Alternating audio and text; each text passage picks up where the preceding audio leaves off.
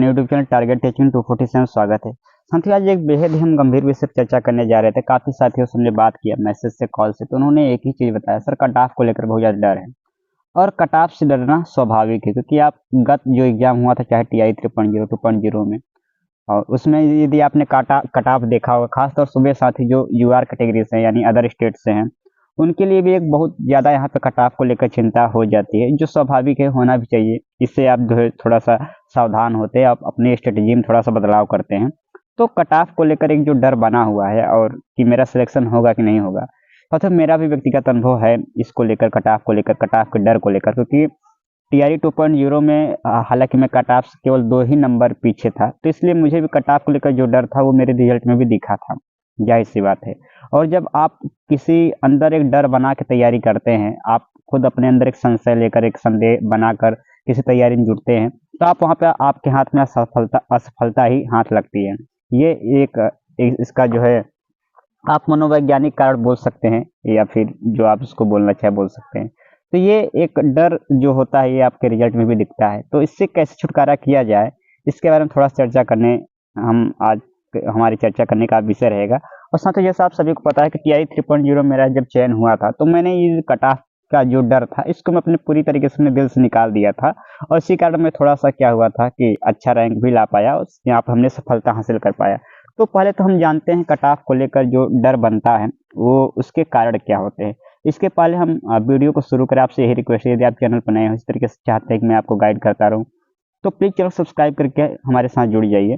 तो cut off का जो 3 मुख्य कारण होते हैं, पहला चीज ये होता है कि हम अभी एग्जाम स्टार्ट किए हैं, अभी हम पढ़ना स्टार्ट किए एग्जाम के लिए, और अभी ही हमने जो है मॉक टेस्ट पूरा 120 नंबर का देना स्टार्ट कर दिए, या 150 नंबर देना स्टार्ट कर दिए।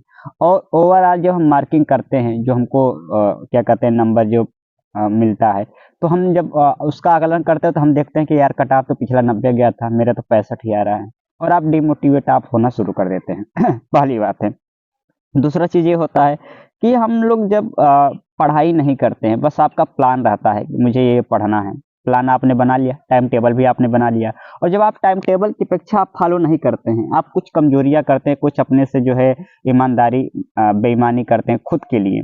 आपने प्लान बना लिया, टाइम टेबल बना, लेकिन आप पढ़ नहीं रहे हैं उस तरीके से जिस तरीके से आपने प्लान बनाया, जो आपकी स्ट्रेटजी है कि हमको इस तरीके से पढ़ना है, पूरा फुल प्रूफ प्लान है, उसके हिसाब जब आप काम नहीं करते हो तो अंदर डिमोटिवेशन होता है। और ये जो डिमोटिवेशन का भाव होता है, यही कट ऑफ के लेकर डर को पैदा करता है, कट ऑफ के डर को भी यही पैदा करता है। तो ये दूसरा चीज है, आप रेगुलर आपका पढ़ाई ना करना, ये होता है। तीसरा ये रीजन होता है कि आप जो है अन्य प्लेटफॉर्म, अन्य माध्यमों से आप भटक रहे हैं। कोई आप एक प्लेटफॉर्म नहीं तय कर रहे कि मुझे इसी चैनल से पढ़ना है, या इसी बुक से पढ़ना है, या इसी नोट से पढ़ना है। तो होता क्या है, आपने कुछ वहां से पढ़ा, कुछ वहां से पढ़ा, और आपके दिमाग में एक चीज को डर बना है कि क्या मेरा सिलेबस जो है कंप्लीट हो जाएगा नहीं हो जाएगा, मुझे उधर अभ्यास करने के लिए समय मिल पाएगा नहीं मिल पाएगा। तो ये सभी चीजों को मिला जुला कर जो रूप होता है, यही कट ऑफ के डर को पैदा करता है, जाहिर सी बात है। 2-3 चीजें, MCQ जो आप दे रहे हैं उसको लेकर, डेली रूटीन आपका सही ना होना। तीसरा कि आप जो है क्या कहते हैं इसको लेकर कि आप जो है कोई प्लेटफॉर्म ही नहीं फिक्स कर पा रहे हैं, आपको एक डर बना सिलेबस के पूर्ण होने की तिथि को लेकर, या उसके क्या कहते हैं निश्चित समय को लेकर। और सबसे अंतिम एक सबसे बड़ा रीजन होता है ओवरऑल मार्किंग। ये आप जब MCQ देते हैं, ओवरऑल मार्किंग करते हैं, तो आपको लगता है 90 मेरा 70, माफ करिए 120 में 90 नहीं जा पाएगा, ये मेरे लिए बड़ी मुश्किल है। तो इसका डर खत्म करने के मैं 2 तरीके बताता हूँ, और दोनों इफेक्टिव होंगे। पहला तो जब आप अपने से खुद से दिमाग में डिसाइड कर लीजिए इस डर को भगाना कैसे है। तो दिमाग में डिसाइड कर लीजिए, अच्छा मान लेते हैं आपने TGT PGT या फिर SIS2 की तैयारी कर रहे हैं, इसी तरीके से आप PRT को भी अपने हिसाब से प्लान बना लीजिए।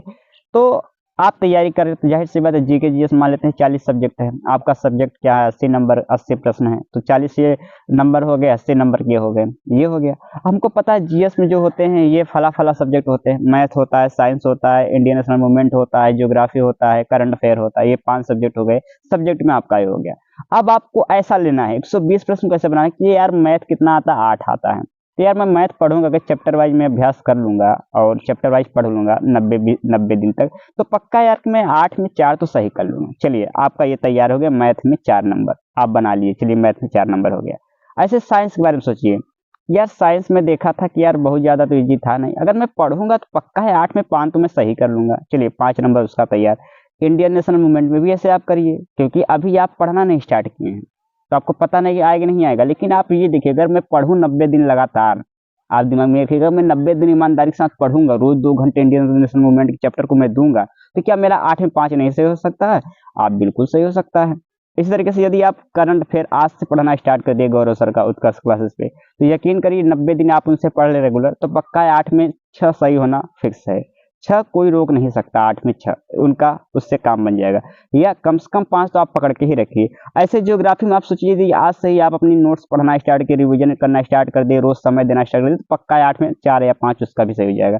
तो ओवरऑल देखेंगे कि हम भाई साहब क्या कहते हैं, जीएस में आराम से मेरा जो है 24 से 25 नंबर आ जा रहा है। चलिए 25 नंबर आपका तैयार हो गया। इस तरीके से आप जब सब्जेक्ट को देखेंगे तो आपको लगेगा कि भाई साहब 80 नंबर का आता है, और जाहिर सी बात मैं पढ़ूंगा तो मिनिमम मैं बता रहा हूँ 65 नंबर तो मेरा आ ही सकता है। 65 नंबर आसानी से आ जाएगा। मैं 80 में 65 सही कर सकता हूँ, क्योंकि मेरा व्याकरण सही है, उधर साहित्य सही है, या फिर मेरा ये गणित सही है, मेरा साइंस सही है।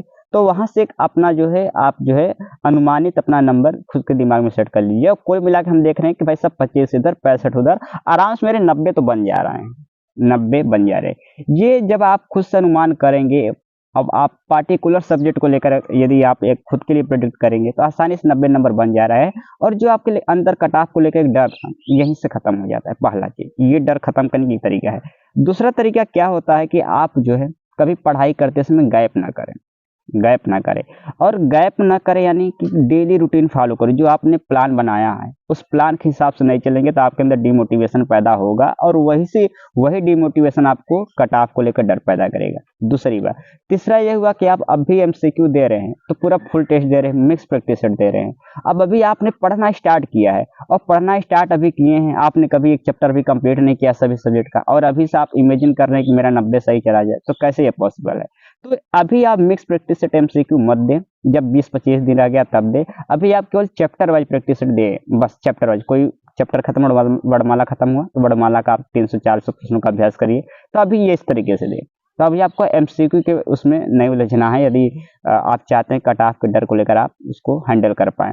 या तो ये तरीका वो 20-25 दिन रहेगा, वो आपके लिए टाइम इंप्रूवमेंट के लिए, टाइम स्पीड के लिए, टाइम स्पीड मेंटेन के लिए, एक्यूरेसी के लिए, रिवीजन के लिए, ये सभी चीज़ें के लिए 25 दिन पर्याप्त होगा 15 प्रैक्टिस सेट। तो ये कुछ छोटी मोटी गलतियां थी कि आप जो है यदि इन सबको फॉलो करेंगे। पहला तो आप अभी से कट ऑफ निर्धारित कर दीजिए, पार्टिकुलर अपने दिमाग में लगा कि मुझे इतना इतना सही करना है, तो आपका आराम से 90 नंबर आएगा। कट ऑफ का डर, गैप नहीं करेंगे। तीसरा कि आप जो है कभी एमसीक्यू देंगे तो उसको सीरियस नहीं लेंगे, ये तीसरी बात है। तो इन्हीं सब छोटी मोटी चीज़ें होती हैं जो आपके लिए ज़रूरी होती हैं कट ऑफ के डर को ख़त्म करने के लिए। बाकी कोई तरीका नहीं होता, कट ऑफ का डर होना स्वाभाविक है, सही भी होना भी चाहिए, जिससे आप थोड़ा सचेत रहेंगे, आप जो है उड़ेंगे नहीं बहुत ज़्यादा। और उड़ेंगे नहीं तो जैसा आपका जब पैर ज़मीन पर रहेगा तो तैयारी करने में थोड़ी सी आपको जो है सावधानी जगह जगह आप वहाँ पे दिखाएंगे, और इस तरीके से आपका सिलेक्शन यहाँ पे सुनिश्चित हो जाएगा। तो यही रहा। बाकी यदि आप चाहते हैं कि जो है आप एनसीईआरटी को किताबों को मूल किताब को पढ़ने में दिक्कत आ रहा है, तो आप कोई एनसीईआरटी की सारी किताब मार्केट से ले लीजिए। अगर नहीं ले पा रहे हैं तो उसको बिल्कुल मैं इजीली अवेलेबल करा दूंगा, आप स्क्रीन पे देख पा रहे होंगे। और मिलते हैं अगले वीडियो में, तब तक का सुनने के लिए आप सभी का धन्यवाद।